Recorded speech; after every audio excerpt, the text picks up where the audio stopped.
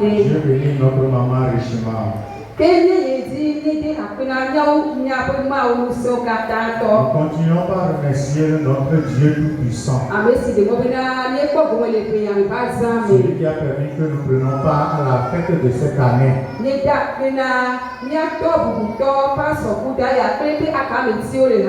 Nous remercions le pasteur Koudaya et tout son comité. Ceux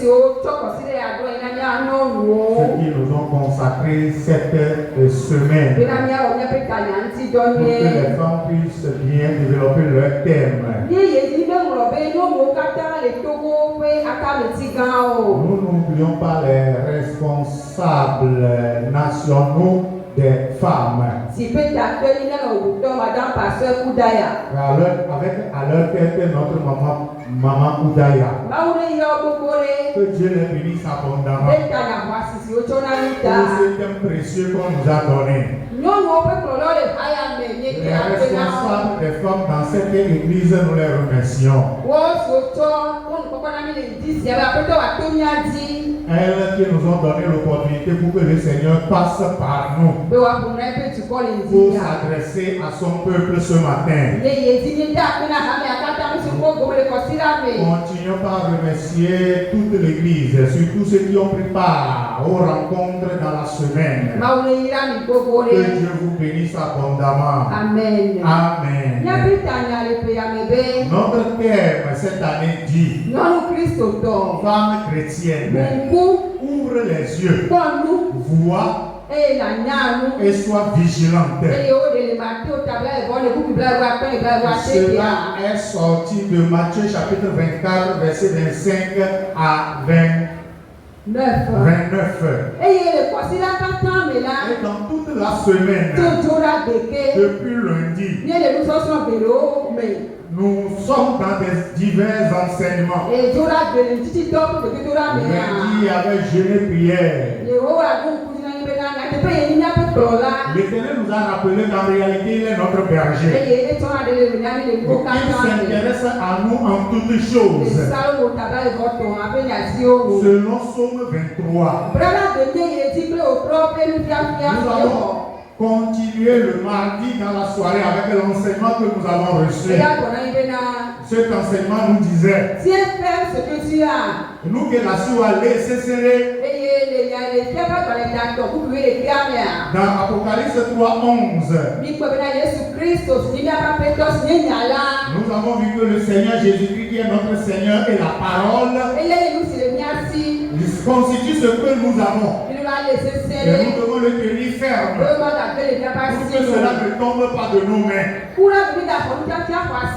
Mercredi, on a encore reçu un enseignement précieux qui nous disait que la moisson est déjà mûre.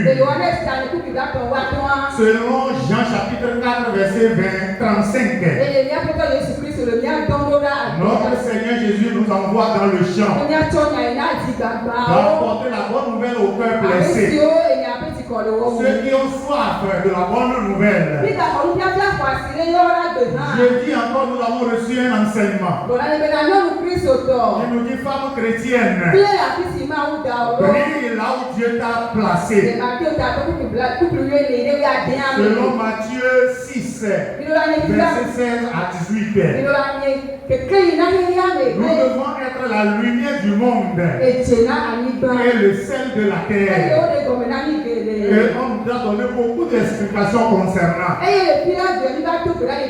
Vendredi, nous sommes venus pour prier. Et le thème nous disait de combattre les œuvres de la chair.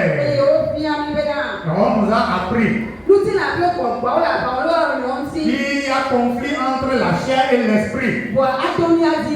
Mais cela nous serait mieux de marcher selon l'esprit pour accomplir les œuvres de la chair.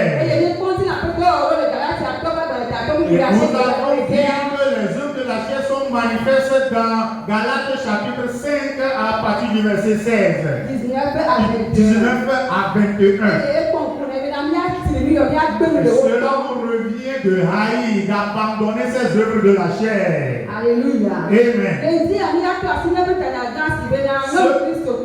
ce matin, nous allons toucher notre grand thème qui nous dit femme chrétienne. Ouvre les yeux, vois et sois vigilante. Et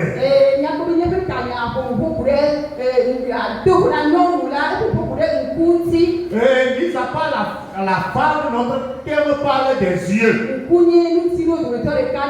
L'œil est l'un des organes du corps humain. Et le rôle des yeux est vraiment important dans la vie. Jésus même l'a constaté dans ses enseignements. Il a dit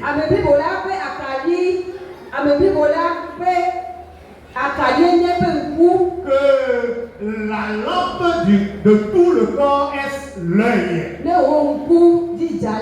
Si tes yeux sont clairs, toute ta personnalité sera claire. Mais si tes yeux sont obscurcis, toute ta personne sera obscurcie. Même plus que l'obscurité que nous voyons. Selon Matthieu chapitre 6 verset 23. À la lumière de notre thème qui dit ouvre les yeux, vois et sois vigilante.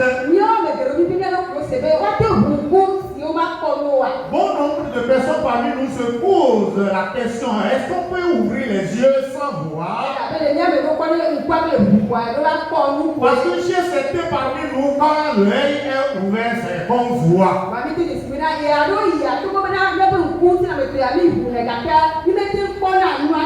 Mais des fois, nous constatons que bien que nos yeux physiques soient ouverts, on ne voit pas bien certaines choses. Et dans notre message ce matin, le Saint-Esprit va nous aider pour nous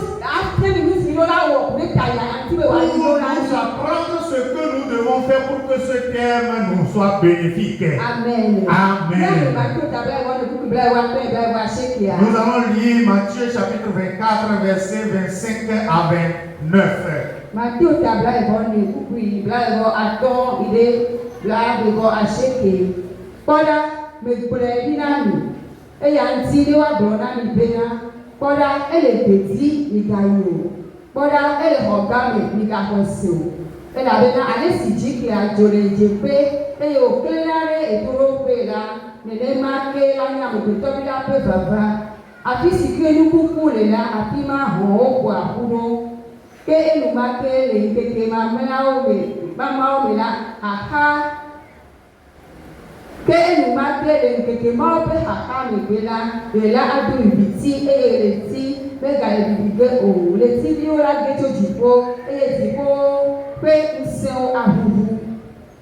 Amen. Amen. Matthieu chapitre 24, verset 25 à 29.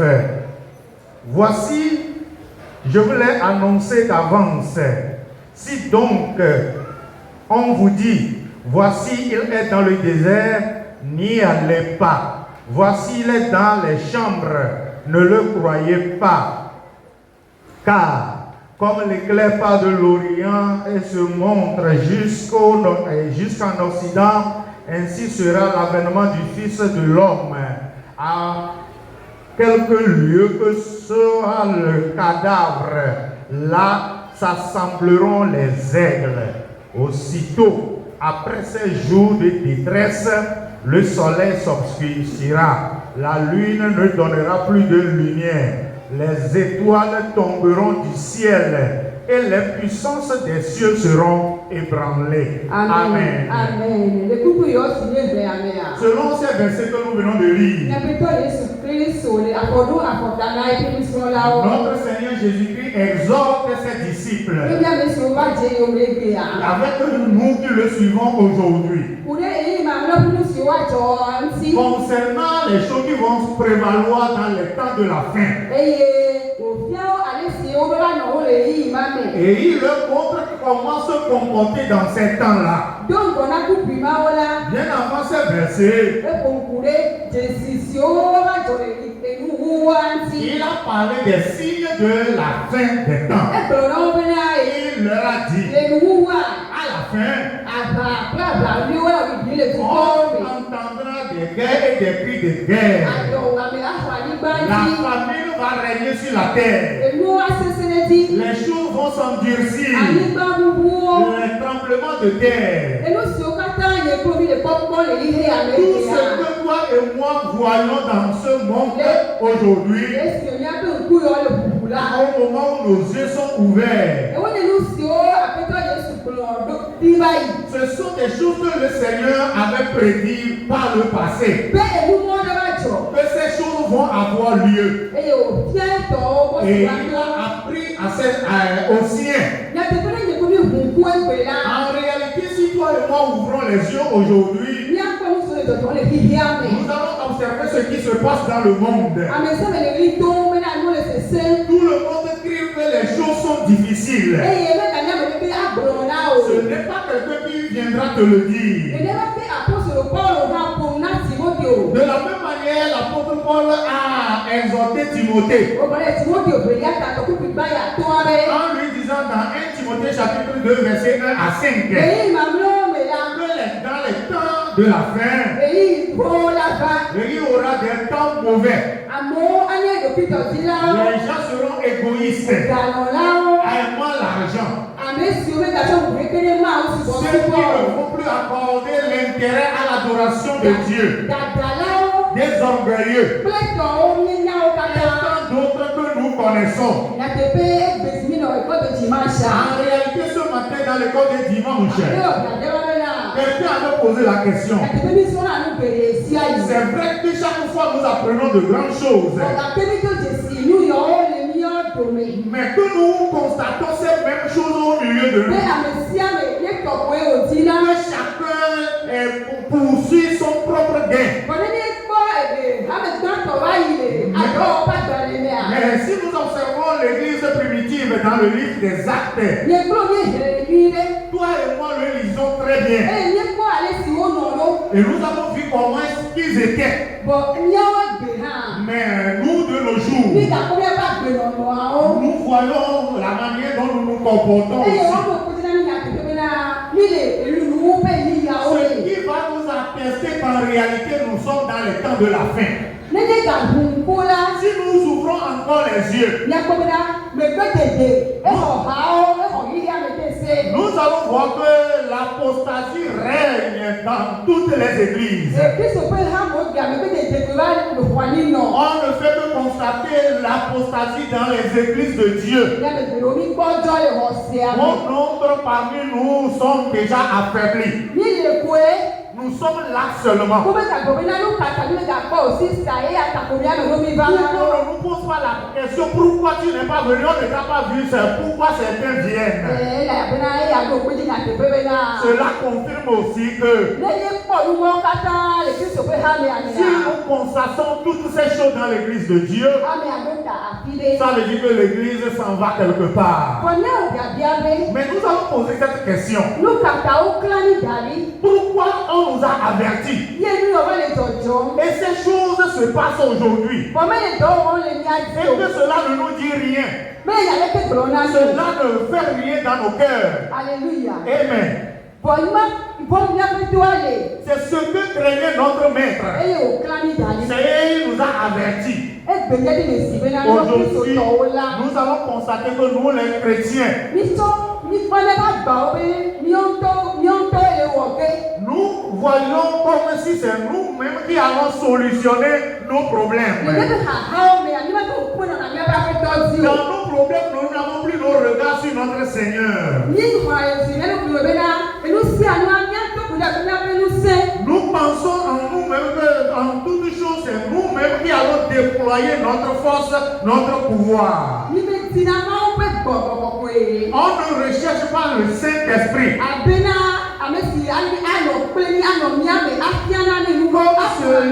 Celui qui sera avec nous va rester en nous pour nous enseigner, pour nous conduire. On ne se rappelle plus du Saint-Esprit en aucune chose.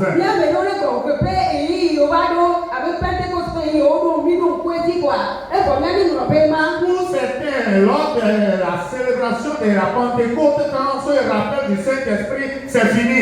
C'est parti pour l'année prochaine. Il nous faut toi et moi ce matin. À une femme ce matin. Qu'elle ouvre les yeux. Voir ce qui se passe dans le monde. Qu'elle ouvre les yeux vis-à-vis d'elle-même.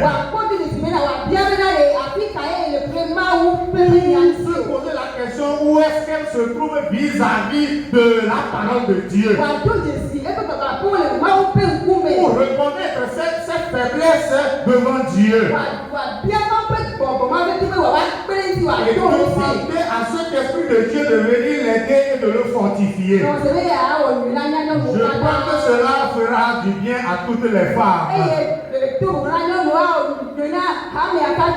mis à part les femmes, cela fera du bien à toute l'église. Bien-aimé, comme le stipule le thème de cette année, à travers que c'est seulement par l'esprit de l'Éternel seulement,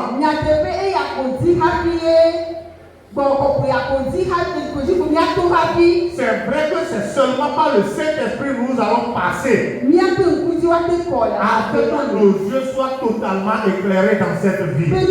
On puisse bien voir dans cette vie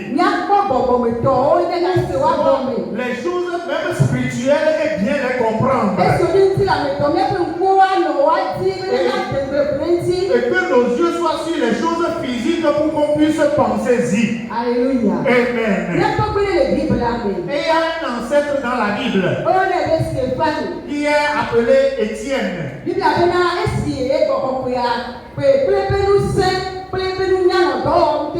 La Bible nous fait savoir qu'au moment où la puissance du Saint-Esprit l'a possédé, l'a rempli et œuvré par lui, et il annonçait la bonne nouvelle avec puissance. On s'est levé contre lui.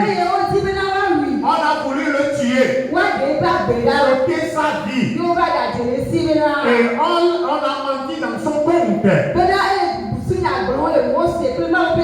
Il est en train de blasphémer la loi de Moïse, ce qui était la loi de Dieu. On a procédé de cette manière pour avoir la même mise sur lui. Et quand on l'a arrêté, lui-même sait que c'est seulement la mort qui l'attendait. Mais la Bible déclare dans Actes chapitre 7, verset 35 à 36 que dans ces temps, la persécution que Étienne a eue de la part des Juifs, la Bible dit qu'il est rempli de l'Esprit de Dieu. Et il a levé ses yeux. Et Dieu lui a ouvert les yeux. Il a vu Dieu et le Seigneur Jésus dans une grande gloire. Ce qui a fait que, même si vous savez qu'on allait le lapider et il va mourir, il ne s'est pas intéressé à cela. Parce que la gloire qu'il voit devant, il sait que cette gloire est si importante pour lui. Pour plus que tout ce qui est terrestre. Pour cette gloire dépasser la vie qu'il va encore mener sur la terre. C'est pourquoi je t'invite ce matin. Que ta force ne peut rien faire. Mais recherche amèrement l'Esprit de Dieu. Et sois rempli de cet esprit. Afin que devant les tribulations, devant les événements malheureux, devant toutes choses, devant les persécutions, que le Saint-Esprit te communique ce que tu dois faire. Au nom de Jésus-Christ. Et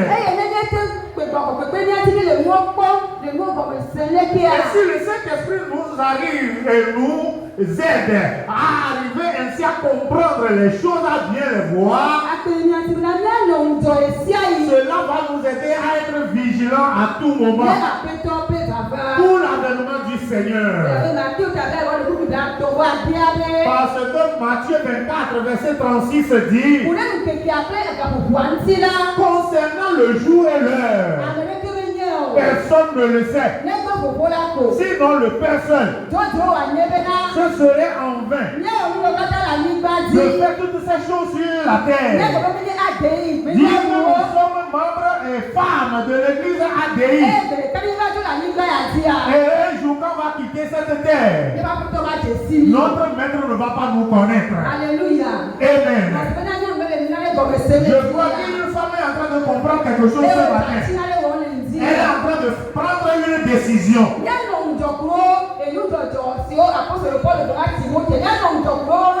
Soyons aussi vigilants concernant l'exhortation que l'apôtre Paul a adressée à Timothée.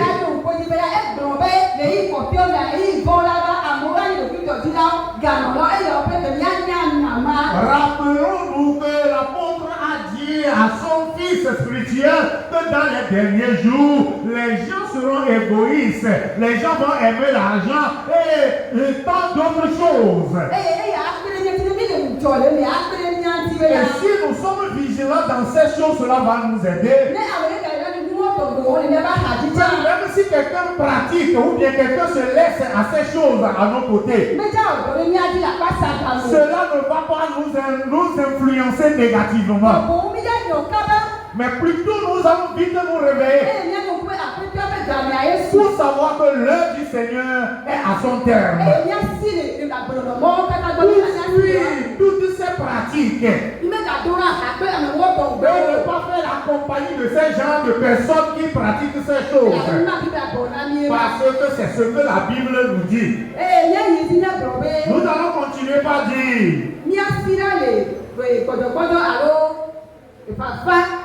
Nous allons fuir l'apostasie. Parce que la Bible nous avertit que dans les derniers jours, c'est ce qui va venir. Et comme cela se fait voir, nous devons nous réveiller très rapidement pour dire que réellement le Seigneur est à la porte. Et son retour est imminent.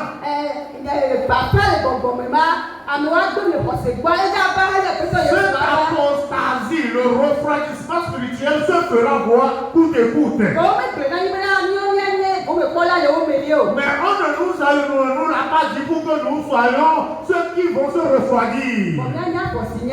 Mais pourquoi ça n'est-elle pas posée pour fuir cela? Bien-aimé ce matin, je crois. Après cette semaine, l'œil d'une femme est éclairé. Une femme qui dormait autrefois maintenant ne dort plus. Celle dont la foi est déjà noyée va se relever. Cette femme va se lever maintenant. Et elle va savoir que en toutes choses,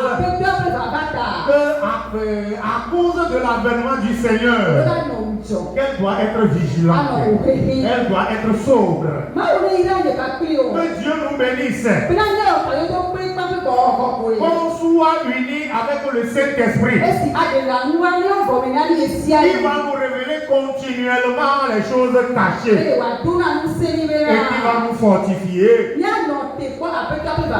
à attendre l'avènement du Seigneur. Peu importe ce qui se passe. Que la grâce de Dieu, que l'amour du Seigneur Jésus-Christ et la collaboration du Saint-Esprit soient avec chacun de nous. Pour qu'on puisse attendre l'avènement de notre Seigneur. Peu importe le temps. Que Dieu nous bénisse ce matin. Amen. Amen.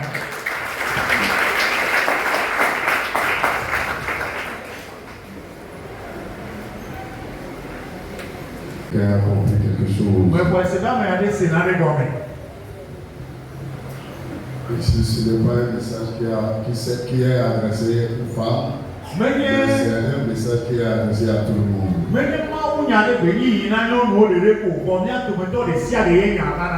Amen. Amen. C'est très important. Et le bébé temps. Nous devons prendre connaissance du temps Il nous l'a dit ici hier. et savoir ce qui se passe maintenant. Et prendre les dispositions pour ne pas rester à mi-chemin. Amen. Amen. C'est très important. Et le bébé temps. Nous allons prier. Nous allons nous tenir debout. Et nous allons prier. Toi-même, tu vas te confier à Dieu.